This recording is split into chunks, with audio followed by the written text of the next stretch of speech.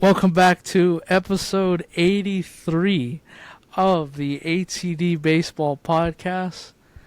Same cast of characters as always. It is July 1st, and we are 2 weeks away from the All-Star break, and I think if you look at the schedule, we're about halfway done in the regular season here. And I know I've been saying this a lot the last couple weeks, but it is going by fast this season, and I absolutely hate it. Kyle, how you doing? I'm doing well, man. I'm glad you touched on that a little bit. This is this is where things start to get interesting in the baseball season. You have the trade deadline coming up. You have the All-Star break, all the festivities that come along with it, and then we're going to Cooperstown again. So there's a lot of things that are coming up here. And what really made me realize that was when I was thinking about Cooperstown yesterday. That's when I was like, damn, this season's going by quick, like extremely quick. And it's sad, but it's also exciting at the same time. We're one step closer to October baseball. That's when, you know, you and I and the rest of baseball is on the edge of their seat and things are just getting nuts. That's when the worst of Same me here. comes out. I will say that. If you ever want to see the really bad side of me, yeah, it's October and when the Yankees are in the postseason. That's when things will get a little iffy. But other than that, I'm doing great, man. How are you? I'm doing good. You know, you mentioned that. I'm not really in a rush to get to October baseball. I kind of want to enjoy the summer a little bit Mm, first. But, I yeah, totally agree I'm with doing you. all right. I don't like the fact that my team lost 2 out of 3 to the Giants. That's not fun. Um, if it wasn't for, and we'll get into this later with the Dodgers, but if it wasn't for a crazy Saturday game where they scored 7 runs in the 11th inning, they were a pitch away from getting swept this weekend. So, um, listen. This Dodger team is still 20 games up. Over 500. They're still comfortable in the division, but it just seems like this team's kind of going through the motions right now. I need a break. I think some of these guys need a break. They need to get off their feet. But like I said, we'll get to that a little bit later. But the topics that we have, there really wasn't that much. I know Wyatt Lanford hit a cycle yesterday. That was cool to see. Of course, I missed it. I was watching Oh, the damn soccer, Copa America. But so shout out to him. But new home run derby format that was announced yesterday, and I guess this kind of goes hand in hand. Gunnar Henderson, first player to declare that he is participating in the derby this year. Um, and then before we get to Dodgers Yankees, we'll have a little bit of fun. We have compiled a list of 10 teams. 5 of them they're not gonna like because they're in a certain category.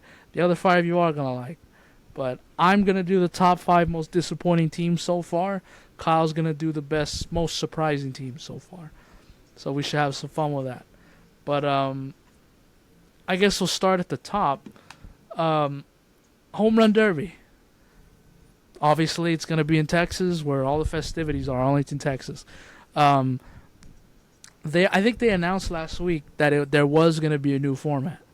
And I think everybody got excited because it was like, all right, cool. Like, hopefully they'll go back to when it. Because listen, for me growing up, it was you can take as many pitches as you want.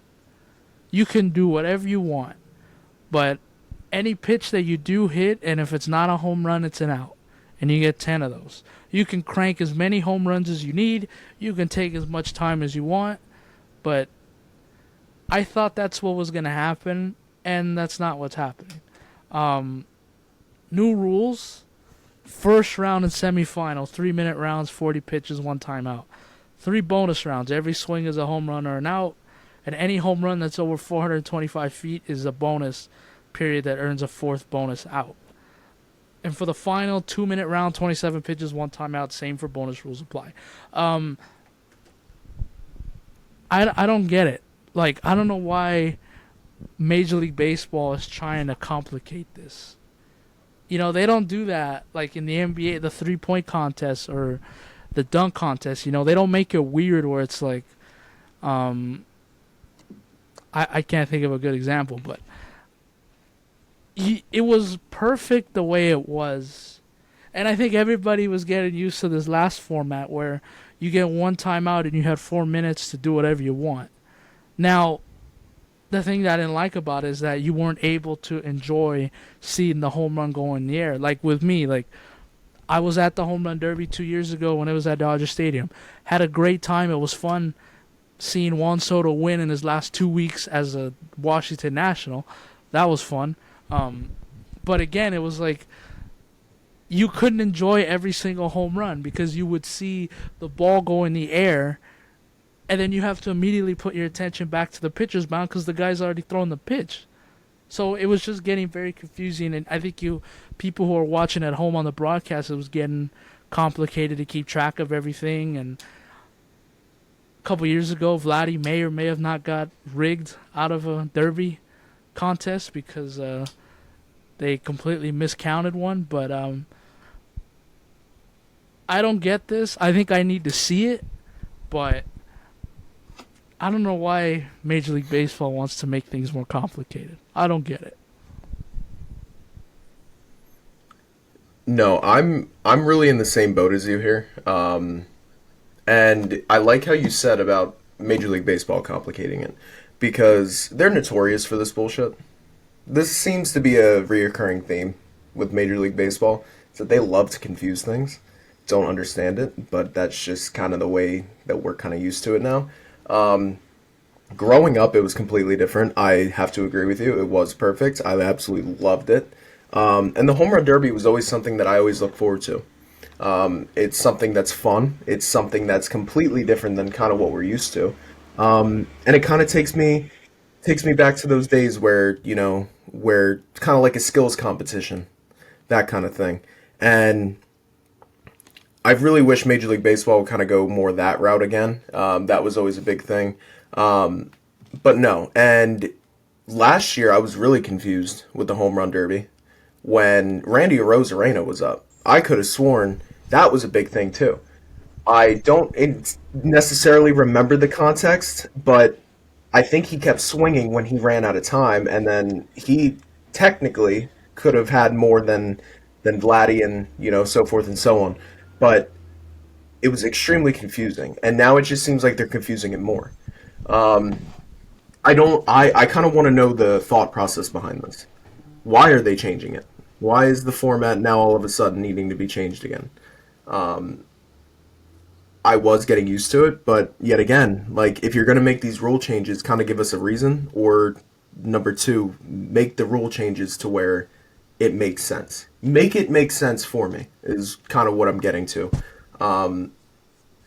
I guess it's cool, but I need to see it. I kind of need to see it to understand it, and I mean, it just seems like Major League Baseball keeps changing all these rules, man. It's whether it's in the game itself, whether it comes to postseason brackets, whether it comes to seeding.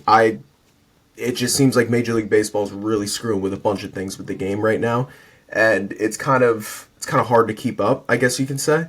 That's kind of the boat that I'm in. I mean, I guess it's cool. I really don't have too much to go off of it.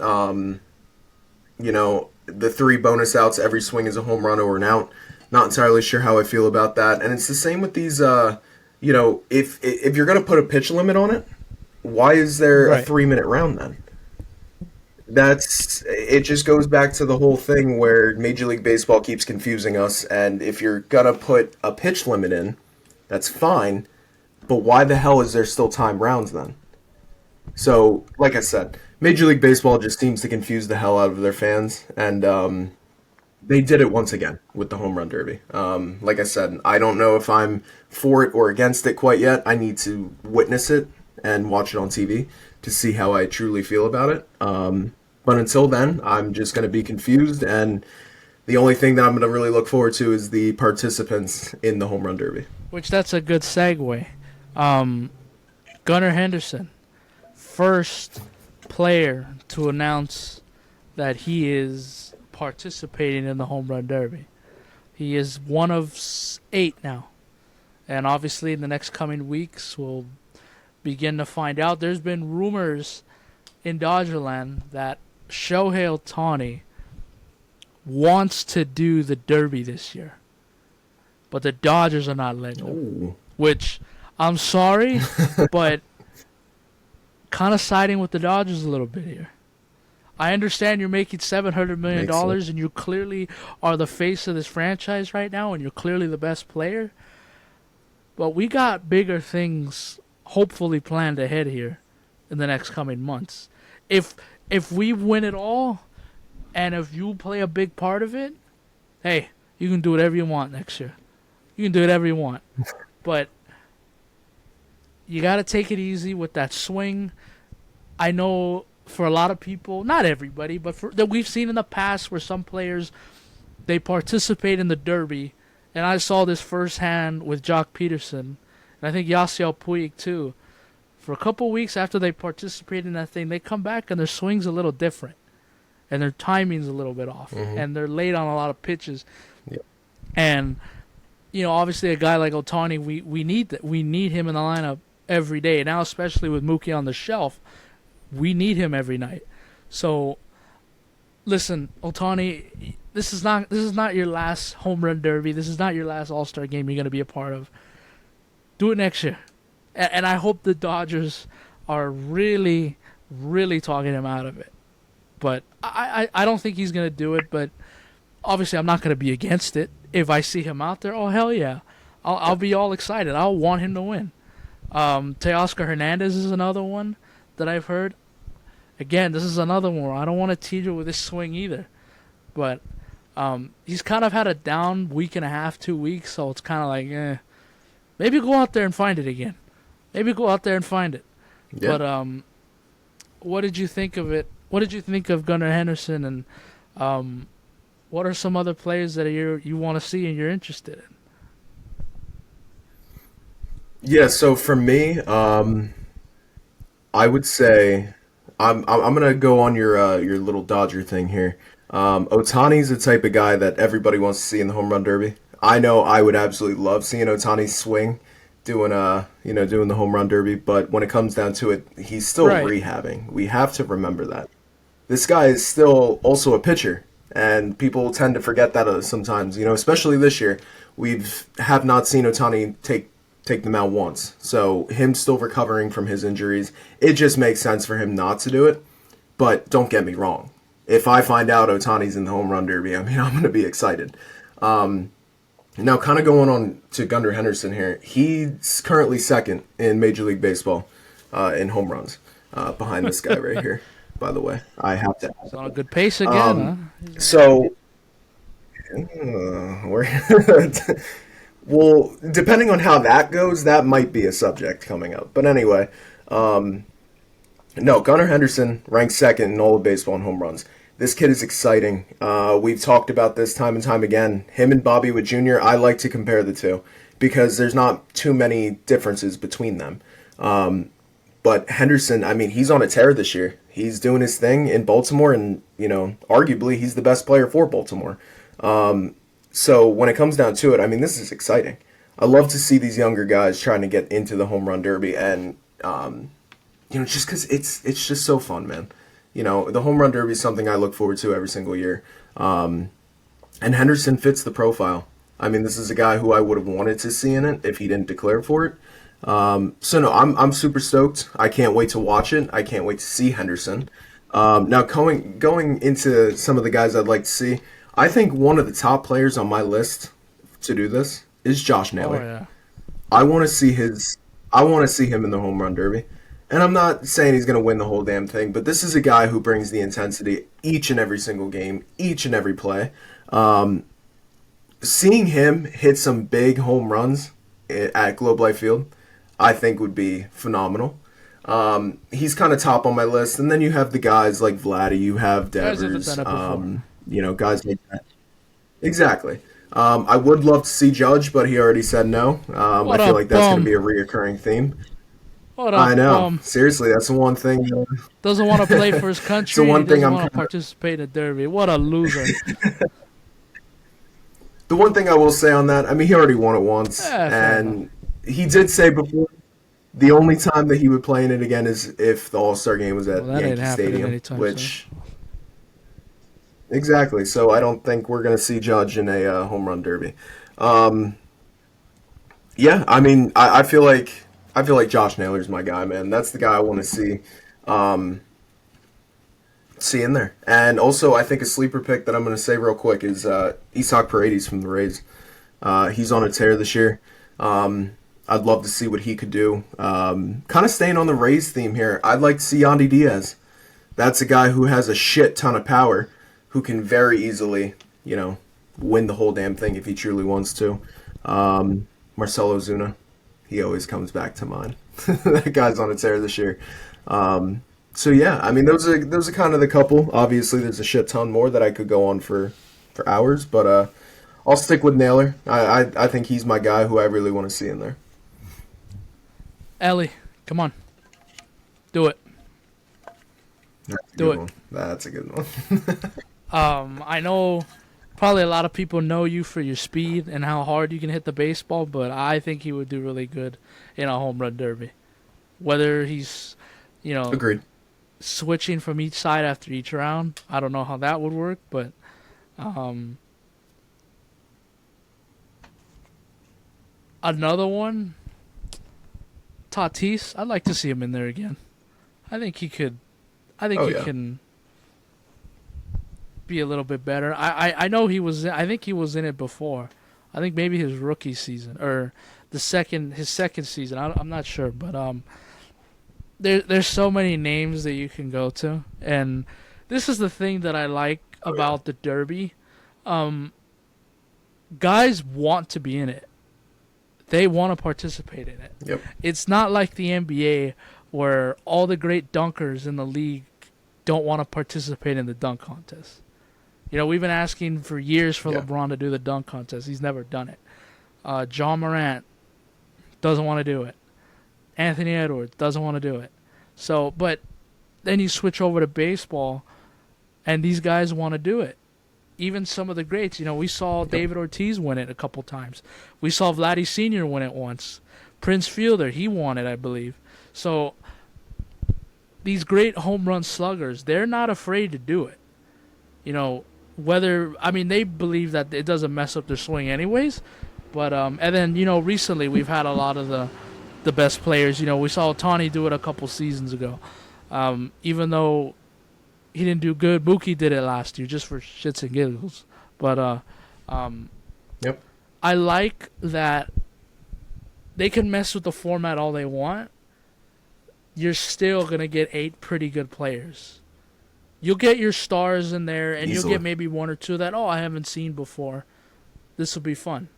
And I think last year you had that with some of the Texas Rangers, because you had I think Adolis in there, Yep. Garcia last year, and I'm trying to remember some. I know there was 2 Mhm. Rangers on there, I think, but again, hadn't seen some of these Ranger players ever before. And I think Gunnar Henderson, this is going to be good for him on the national stage. Because, listen, I know they were in the postseason last year. Yes, they got swept by Texas, but there's still a whole lot of people that haven't seen Gunnar Henderson. And this is a pretty Yep. good spot to put him in on the big stage at the All-Star Week. And I think that can go good for a lot of those Oriole Yep. players because there's going to be a bunch of them. And I guarantee you, it's obviously we know, and obviously Kyle, you know because they're in your division. So you know Ryan Mountcastle, you know Gunnar Henderson, you know Adley Rutschman, you know the guys like that. But there's a lot of people out there who haven't Mhm. really seen a lot of Orioles baseball. And I think I know we're kind of looking ahead here, but I think the Orioles are going to be the big winners of All-Star Week because they're sending a shit ton of people over there. And they're going to perform. Oh yeah. And they're going to show that, hey, Yep. we know the Yankees, we know the Dodgers, but don't forget about us. We're a seat at the table, too. Mhm. So it should be fun. No. I'm so glad you brought that up because this Orioles team was a laughingstock for years. I mean, this is an Orioles team where we have waited a long time for them to come to form, and now that they finally are, we also need to remember here that when the Major League All-Star game is on, there's not much else going on here. around sports. Obviously football's coming up and, all the other sports, things like that. But Major League Baseball is Yep. front and center. And I absolutely love it. And the All-Star game is a perfect opportunity to start, even if they don't do well in the home run derby, in the All-Star game, whatever it is, it's the perfect chance for Major League Baseball to start marketing more of these guys. And Gunnar Henderson is exactly what I love about him participating in the home run derby. I think another guy who could do it is Anthony Santander, teammate. This is a guy who leads, I think he's probably top 10 in home runs this year. This is a guy who can consistently give you 25 to 30 bombs a year, and he's never talked about. I'd love to see Santander in the home run derby. But when it comes down to it, these are type of guys who need to be marketed more. And this Orioles team, I feel like that's exactly what's going to happen at the All-Star game. You're going to see a lot of them in reserves. You're going to see a lot of them as starters. But I think that just goes for all these teams, especially if you're sending some of these guys to the home run derby who aren't necessarily noticeable that you want to market. I think you could easily do that. Like I said, Santander, J-Ram is a extremely underrated superstar in this league who never gets talked about because he plays in Cleveland.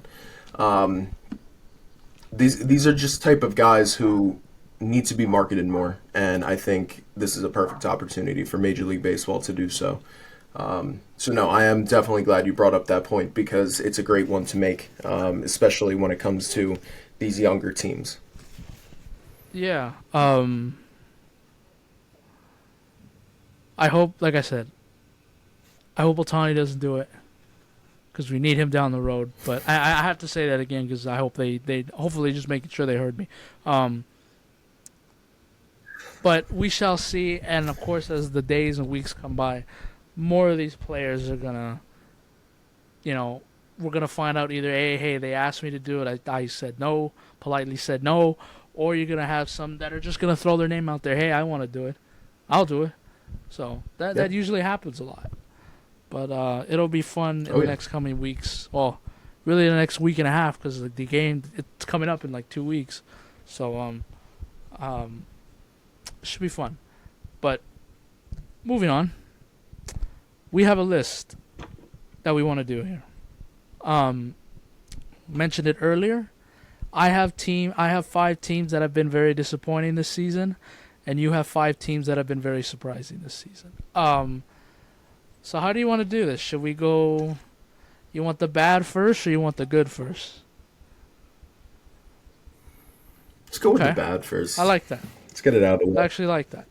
We'll do the bad first. So these are my top 5 teams that have been the most disappointing this year. Number 5 has been the Miami Marlins. Listen, yeah, they lost some pieces this offseason, and again, kind of got hit by the injury bug a little bit. I wasn't expecting it to be this bad. They're currently 30-54. They might lose 60 games by the All-Star break. They started, I think it was like 0-11 or something crazy like that to start the Yeah. season, and Yep. just not all that exciting. You know, it sucks that they can't get fans in that stadium anyways. And then when you have a season like this, it's really hard. Listen, I understand that they got rid of a lot of pieces. You know, I know Sandy Alcantara's on the shelf right now. I know you traded away Luis Ariz, and maybe Jazz Chisholm might be on the move too. But I just wasn't expecting it to be this bad. And some of the other teams that I was considering to put on here, like San Francisco, like Cincinnati, like Pittsburgh, I have to give them a little pass because even though those 3 teams that I just mentioned, they're under 500 as well, they're still in striking distance of that wild card Yep. spot in the National League. So I can't put them on there. But it seems like they're the second record-wise. They're the second worst team in the National League, and they're not that far behind the Rockies, and that's kind of saying something. Number 4, Arizona Diamondbacks. I was expecting a lot more out of this team. I had them over. I said easily over 90 wins this season, and if they're gonna get to 90 wins, they're really gonna have to turn it around. Again, they're 41-43. And again, I'm not going to kill them because, number one, they weren't expected to win the division anyways because of the Dodgers doing what they did every year. They're still 2.5 games out of the final wild card spot. But with some of the acquisitions that they made during the offseason, I really thought, listen, I didn't think they were going to be fighting with the Dodgers for the division, but I thought they would clearly be the second best team in the National League. That hasn't happened. It's clearly the Padres. So, Diamondbacks are on that list at 4. Number 3, the defending World Series champion Texas Rangers. It's a big one. Listen, how long is a World Series hangover supposed to go? How long is it supposed to last before it's like, hey, you know what? Maybe we're not that good this season. And this is why you have to really capitalize in the postseason when you have a team like the Rangers, because it's not guaranteed. Look, Adolis Garcia is having a down year. I know Seager just got hurt a couple nights ago. Some of these guys are having some down years. I like what Wyatt Lanford has done so far this season, but and I know there's still guys on the shelf. I know Scherzer just came back 2 weeks ago, but they pretty much, outside of losing Montgomery in the offseason, they essentially brought back the same team. And for me, they've underperformed. And they're currently 8 games out of a wild card spot. So their best chance of even making the postseason, I don't know. Because you're 8 games behind in the division and in the wild card spot. And I was watching a little Sunday Night Baseball last night. A lot of urgency in that clubhouse. They understand the trade deadline is 30 games away. They have to make a decision very soon. And they have to start winning some games. And if they don't, they're going to miss the postseason. But these were one of my teams. Again, Texas, I thought they were a postseason team this year. I know we still got a halfway to go in this season. But I thought they would be at least in a playoff spot. They haven't done that. Number 2. The Toronto Blue Jays. I mentioned this at the start of the season. If they can't win or figure this out, this might be the year where they blow it up. And it looks like it's heading towards that. They are currently 38-46. They're 15 games out of first place in the AL East. And they are 8 games out of a wild card spot. I don't see how this is going to get any better. And it's going to be sad because I really think that Bo Bichette or Vladdy Jr. is going to get moved. I really believe that. They're going to get moved. If not, they're going to get a shit ton of calls for them. And a lot of those starting pitchers, a lot of those veteran starting pitchers that they have, like Bassett, like Kevin Gausman, teams are going to call for that. And they're going to be in business. But listen, I had them going to the World Series 2 seasons ago. And it's kind of been just the steady water of mid. And this year, they're completely underperforming. I forget what we had it, but I don't even think I think I gave them the final spot in my postseason tier. But I didn't feel confident about it, and I may regret that. But number 1, Chicago Cubs. Now, this one's very personal to me because I did the stupid thing, and before the season started, I told everybody here that they were a lock to win the NL Central. And that has not been the case whatsoever. They're 39-46. They are 5 games out of a wild card spot, which they are lucky that the rest of the National League has been dog shit and underperforming, because that's the only shot they have. They're 11.5 games out of first place. And I think we've seen enough sample size with Milwaukee that they're not going to give up that division lead. Might be close, but they're clearly the class of that division. I really thought that when they brought in Craig Counsell, that was going to put them over the top and win this division, because they were close last season. They had the division lead up until the final 2 weeks of the season, and then they lost it in the last week. And they didn't even make the postseason at all.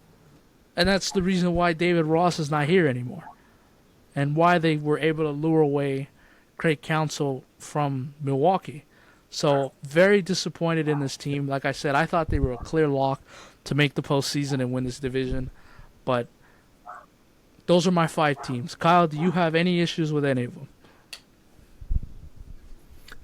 I don't think so.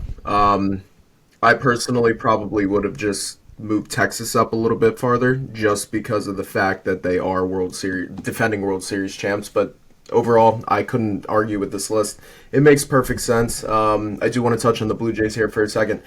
I I know you love do. this. I can't tell you how much I love it. I can't tell you. How you gonna This do is this on something Canada that Day? I will always go back Like, to.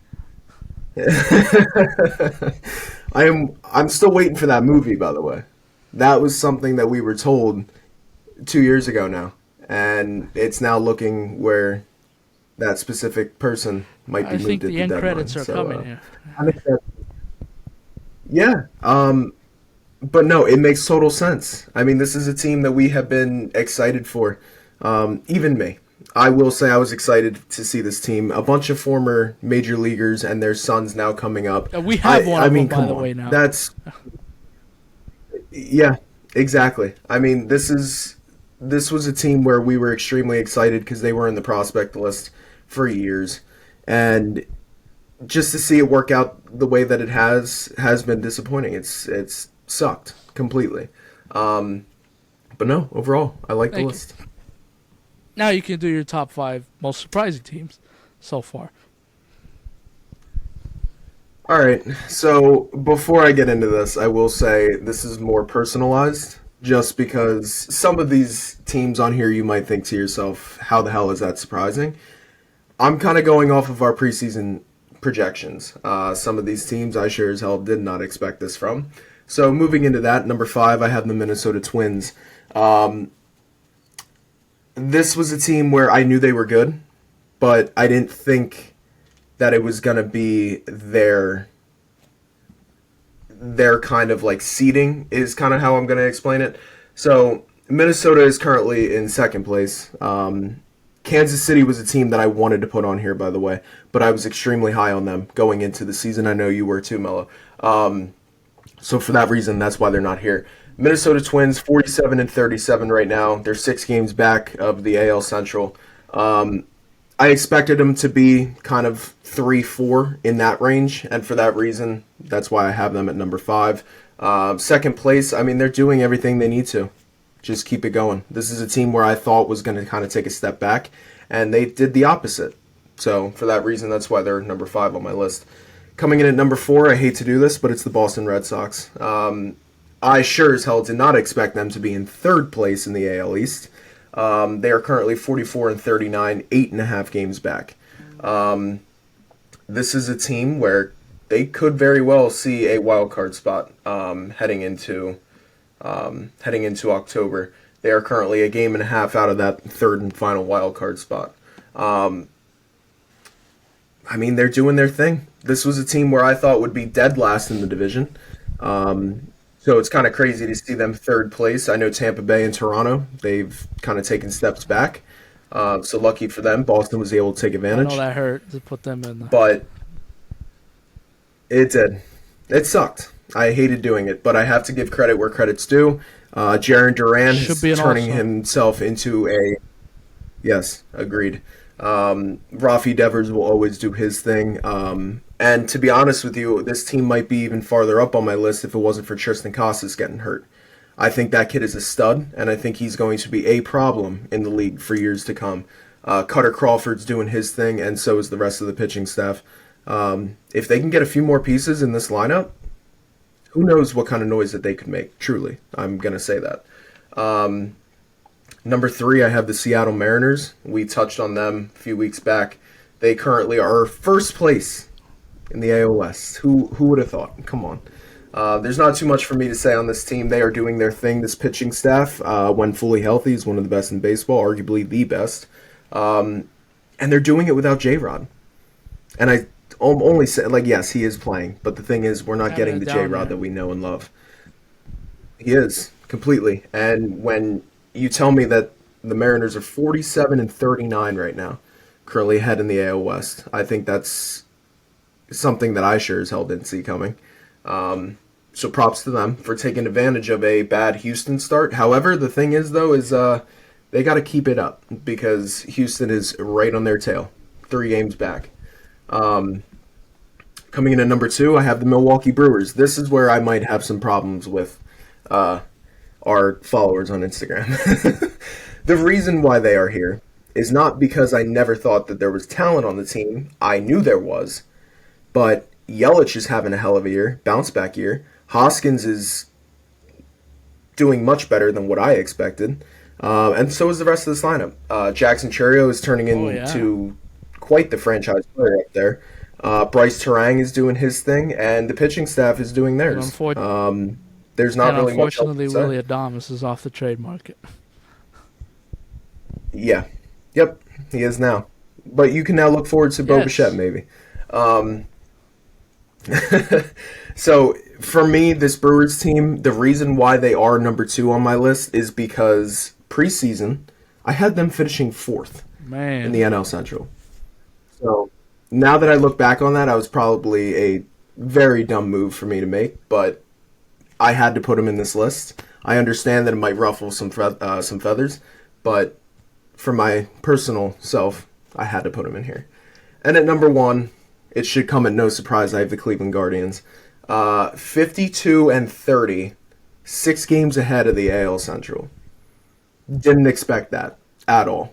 And if I'm really being honest, I was kicking myself in the ass in the preseason predictions because I put them ahead of the Detroit Tigers for 3rd place, which I felt horrible about. I didn't see a world where that would have worked out for me, but I still chose it.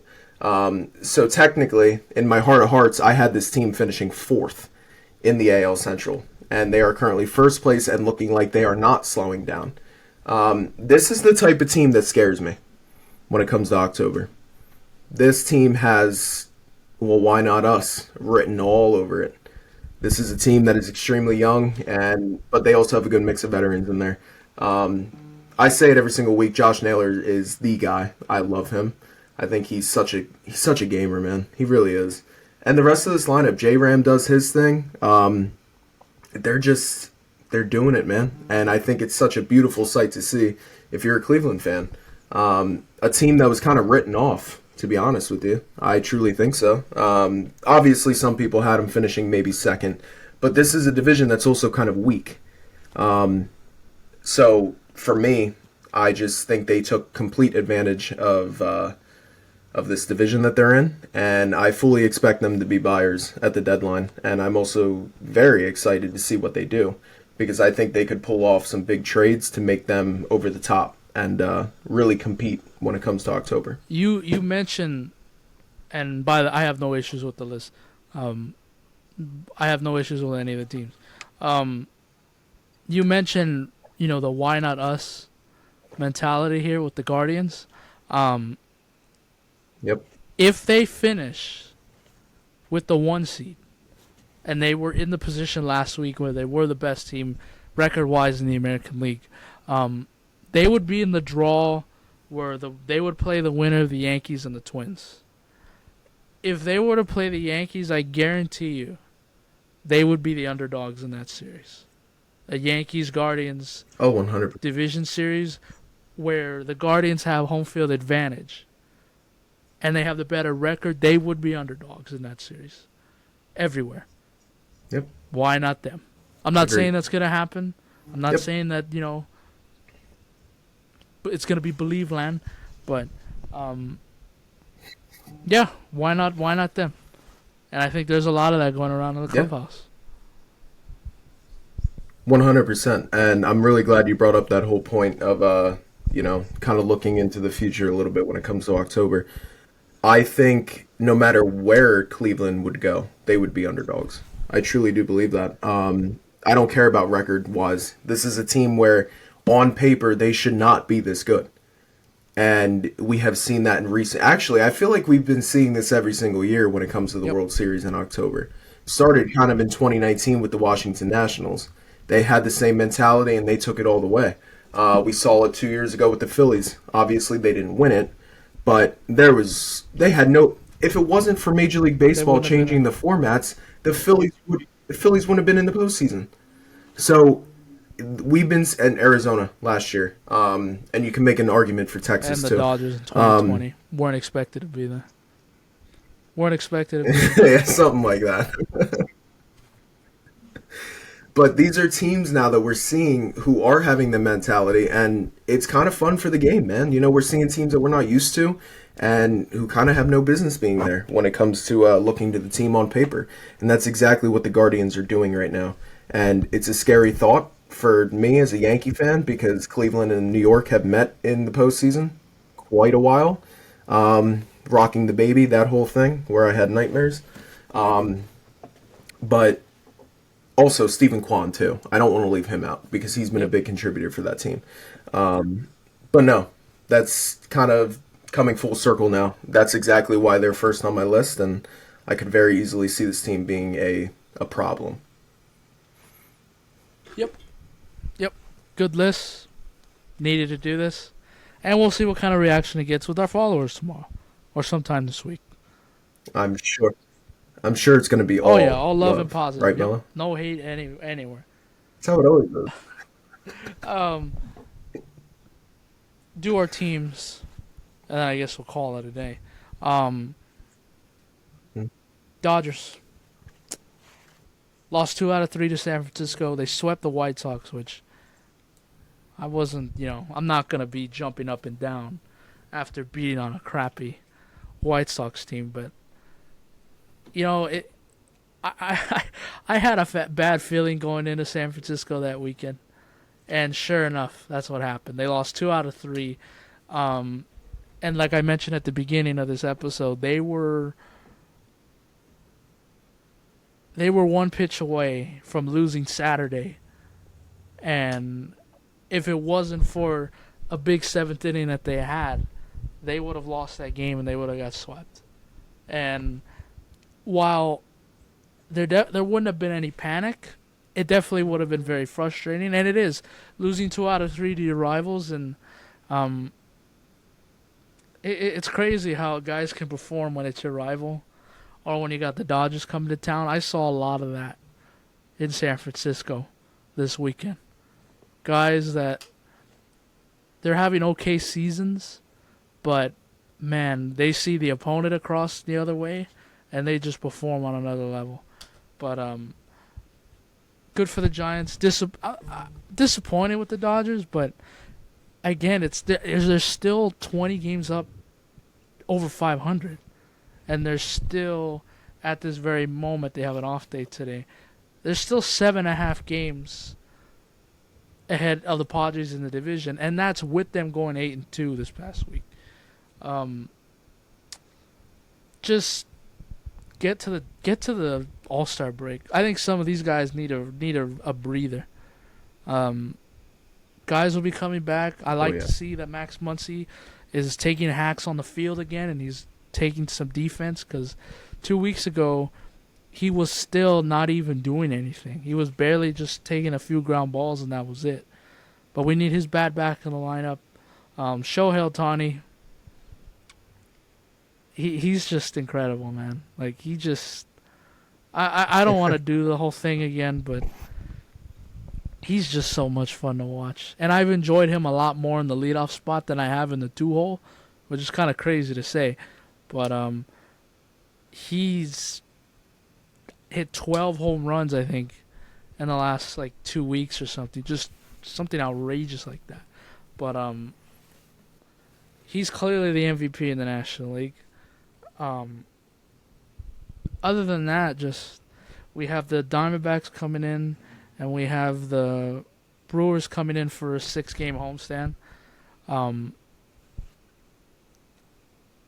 Again, I don't really know what to say. It's like I'm not trying to get too excited, because I know we still have plenty more baseball left to be played, and I know I don't want to disappoint myself in the end, even though I probably will anyways.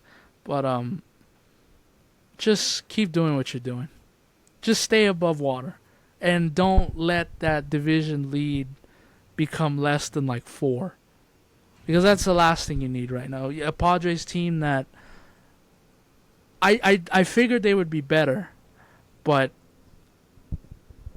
all it takes is for the Dodgers to have a bad week and the Padres to continue to play well, and they're right back in this division. And I don't want that. This is supposed to be a smooth division again, but hey, if we have to go head to head with San Diego for the division again, it probably would be better for some of those guys in the clubhouse to start playing meaningful games in Yep. August and in September. That's what I have on the Dodgers. Yeah, no, I mean, from what I've seen of the Dodgers, obviously every team's gonna go through their bullshit. Trust me, that's what I'm about to talk about too. Um, it's gonna happen at some point of the season, and you kind of just gotta ride through. It sucks, but you also do have to remember it's a full 162. You know, no matter no matter who you are, no matter how good you are at the sport, you're gonna go through it. Just how it is. When you're playing a sport that has a season this long, you're gonna feel the fatigue. You're gonna start feeling the okay. This is kind of a drag now, and you hit it right on the head. I think a lot of these guys just need the All Star break, man. They need those couple days off, or just to where it's just okay. Let's forget about the real season. Let's go have fun, and then we'll get right back to it. You know, so I do think a lot of these guys need that because we are in the dog days right now. You got to remember these guys are going out there on the field and playing in 95 to 100-degree weather day in and day out, and they're doing it for 9 full innings.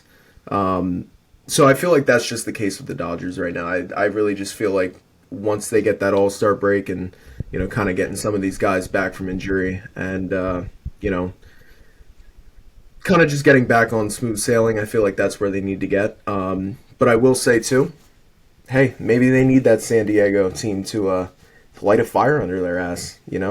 That could be the answer to all the Dodgers questions here. Just get scared a little bit. Realize that it's not just oh, we got Yeah, that this. could be your division series again in a couple months here. I don't want that, Yeah, it could. but um, starting pitching has to be addressed. James Paxton got lit up yesterday. He's been steady, but he had Big Big Maple. Maple. He's been steady, but he had his worst start as a Dodger yesterday, giving up 9 runs when we needed him to go deep because Tyler Glasnow didn't had one of his worst starts on Saturday. We still won the game, but you had to go through 8 pitchers. Starting pitching has to be addressed because there's a lot of question marks. Yamamoto's not available right now with injury. Bueller's not available right now just because he kind of needs a mental break. Didn't have it when he was here for a month. Tyler Glasnow and James Paxton have been the two guys that have been there all season. So starting pitching has to be addressed. And I don't know what you're going to get out of Kershaw. I don't know what you're going to get out of May. I don't know what you're going to get out of some of these other guys. What's Yamamoto going to look like when he comes back? So starting pitching has to be the Dodgers' number one priority this deadline, along with maybe another bat. But I'd take starting pitching first. Yeah, 2 years ago, if you would have told me that Tyler Glasnow and James Paxton would have been the two guys that were there all Yeah. season, Yep. that's a crazy statement. Crazy. And I will say too, as a Yankee fan, you get used to those bad James Yeah. Paxton outings. There's been a couple, but that was clearly the worst one. He had a bad start in Oh yeah. Cincinnati. He had a bad one at home. Like it's happened before, but Sunday was like the absolute climax. Like, damn, this is how bad it can get, huh? Yeah, imagine doing that shit in a postseason game for you. That's Then true. tell me how you feel. Well, hopefully once we get everybody back, he'll be the odd man out of a postseason spot. Yeah, exactly. Alrighty. If you have nothing else on the Go for it. Dodgers, okay. All right, so this Yankee team has been a fucking thorn in my side for the last week. Since the last recording, the Yankees have gone 2-4 in series that they should have not gone 2-4. They got swept by the Mets I think that was a low of this season. And I know we had talked about it. It was a good thing for the Yankees to get back on track, or absolutely just continue this bullshit slide that they've been on. And of course, they did exactly what I was scared of. Cole got lit up a little bit there. But no, Everybody was teeing off of him Tuesday or did. Wednesday. Second start back, but Yeah. wow, that was a lot. When you look at it, yeah, Yankees got outscored by a bunch, 21-9 against a Mets team that you probably shouldn't have been in that situation. And then they went to Toronto and they split a 4-game set with them. And we kind of touched on them earlier. They've been one of the most disappointing teams this year. And if you split a series with them in a 4-game set, especially against a division rival, especially when you're in a division where you are neck and neck with the Baltimore Orioles, you can't have that. You just can't. And taking a look at the division here, Yankees are 54-32, but because of winning percentages, Baltimore is in first place. The Yankees are basically tied with Baltimore. So, yeah, Baltimore hasn't been great, but this was also a time where you could have taken advantage of this division. And now you just got to deal with the consequences. You got to deal with what it is. You're now tied with Baltimore. You're about to go to I believe, 3-game set against Cincinnati back in the Bronx. But the thing is, though, you just had 6 games to really separate yourself from Baltimore. And I think that's what irritates me a lot. Because I want this division. I understand that the Yankees will be there. As long as nothing crazy happens, the Yankees should be there when the real thing happens. But I want this division. I want it bad. You know, we have been taking blows for the last couple of seasons here, with Baltimore coming up and forming a young super team, and then kind of us shitting the bed last year after Judge got hurt out in Los Angeles. You know, these are things where I'm kind of taking it personal. I want this division. I want it bad. I want the Yankees to win the AL East again and go into October with a better seeding. I want that. Looking at the team itself, Judge is doing his thing. I have absolutely no complaints. He's just phenomenal. It's kind of the same thing with you with Ohtani. I mean, I watch this guy play baseball, and it's a thing of beauty. I fucking love it. He is the reason why I love this game right now so much. It's just, I know that I can count on him. Soto doing his thing again. But the Yankees' bats have gone cold. And I understand that we've been injured with Rizzo and Stanton. Stanton was a big piece that we lost there, too. But when it comes down to it, it's next man up mentality. When you're on a team like this, who has one of the highest payrolls in baseball, there's no excuses. None at all. So when you're getting an 0 for 4 night from DJ LeMahieu, basically on a daily basis, a guy who is making $15 million this year, signed that extension, and then you have like Trevino. He's not doing a damn thing. Verdugo's bat has gone cold a little bit. Basically, when you get out of that top 3 with Volpe, Soto, and Judge, things get iffy, and it's iffy quick. Considering the fact that Aaron Boone penciled in, he was sat at his desk, looking over the lineup, making it, penciling in J.D. Davis in the cleanup spot. That seems like a fuck you to the fans, is what it kind of seems like. Especially when you have these younger guys who need some at-bats, such as Ben Rice. I'm sorry, but there's no reason why J.D. Davis should be getting at-bats over Ben Rice. Not at all. And that even goes for Trent Grisham, too. Put Grisham in the DH if you really need to, because against righties this year, Grisham is batting. I don't know the exact number, but he is doing very well. And even lefties, too. His splits haven't been good for the past seasons against lefties, but he's doing his thing. The whole thing, though, is these lineups are pissing me off when they should be a sense of urgency behind them when I feel like it's not. Like I said, when you have Davis batting 4th, who just got DFA'd by the Oakland Athletics, by the way. That's just the cherry on top. So you pick up a guy from the Oakland Athletics who got DFA'd, and you're putting him in the 4-hole. If that's not more of a fuck you to the fan base, I really don't know what is. But no, this bullpen needs to be addressed. I feel like going into the trade deadline, the bullpen really, really needs to be addressed because it's blowing us games left and right. Other than that, it's kind of just get me to the All-Star game. Get me to the All-Star break. I need it because I feel like this team needs it too, severely. I feel like we're on the same page with our teams with that. But no, that's my thoughts. And get back on track, please, because I don't want to watch this shit anymore. Very well said. As always, every week. Thank you. Completely forgot to mention this, and I should have started with this at the top. Rest in peace, Orlando Cepeda. Passed away Friday. Yes. I was watching the game because they were playing the Dodgers. So I saw that. I saw the tweet first, and then the Giants did a moment of silence. But my bad for not mentioning and remembering that at the top. Should have started off with that. That's me too. Sucks for the Giants, man. You lose two legends, and the Giants broadcaster said it perfectly. They were living monuments when they were around the game, when they were in San Francisco, when they were talking to fans and talking to players. And now they're gone, and it's unfortunate and it sucks. And I know this is a rivalry between the two teams, Dodgers, Giants, but sucks. It's absolutely horrible what has happened to them the last 2 weeks, losing some of their greats. And rest in peace. Just keep it short and simple. Rest in peace, Orlando Cepeda. Yes, I definitely agree with you there. That was my bad too. Totally forgot about it. I feel like it just got caught up in the wind there. But no, Orlando Cepeda. I mean, he's obviously one of the greats. Definitely a Giant great for sure. No, this franchise is going through it right now, man. They lost two of the game's greats, and there's not much for me to say because I mean he's a phenomenal ball player, phenomenal person.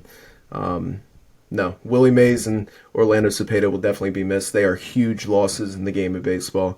No, that's what I have. If there's not anything else, I think that's it. I think episode 83 is a wrap. That was good. I think so. I think it's what, two more episodes until we're together? I think so, Maybe which is crazy. It's coming. It is coming, up. man. Crazy. Crazy past few months, man. But we'll keep it rolling. We'll keep stuff going. Keep things coming out. We'll see you next Monday.